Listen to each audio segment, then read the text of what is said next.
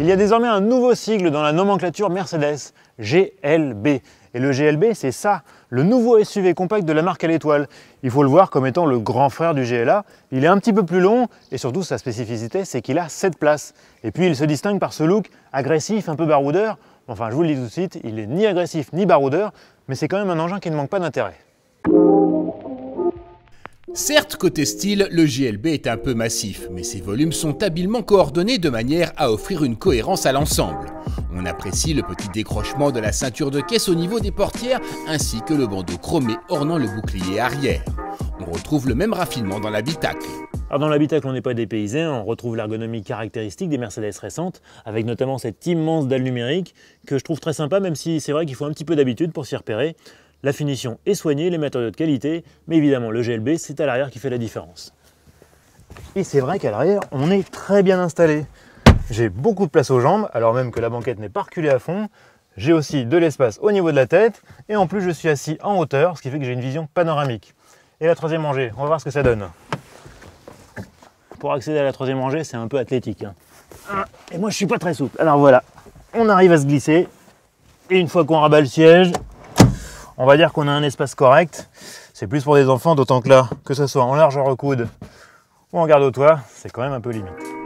Le GLB est donc plutôt un 5+2 places. Dans le même ordre d'idée, le coffre est moyen, voire médiocre pour la catégorie.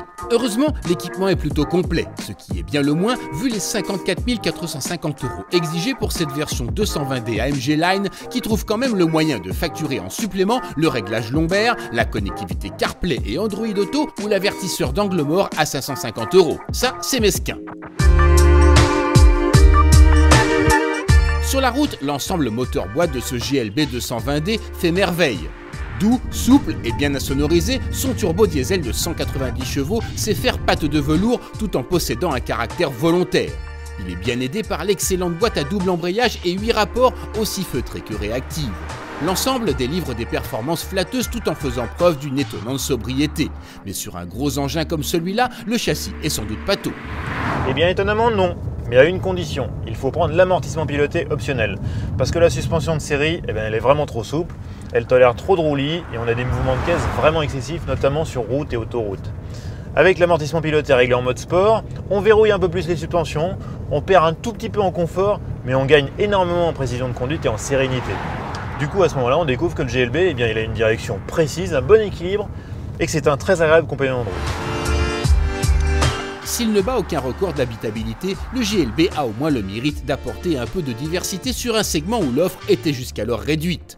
Confortable, bien présenté et efficacement motorisé, il dévoile dans cette version 220D des qualités routières plutôt séduisantes qui ne demandent qu'à être optimisées par l'adoption de l'amortissement piloté optionnel. Malheureusement, cela a pour effet d'alourdir une facture déjà peu digeste.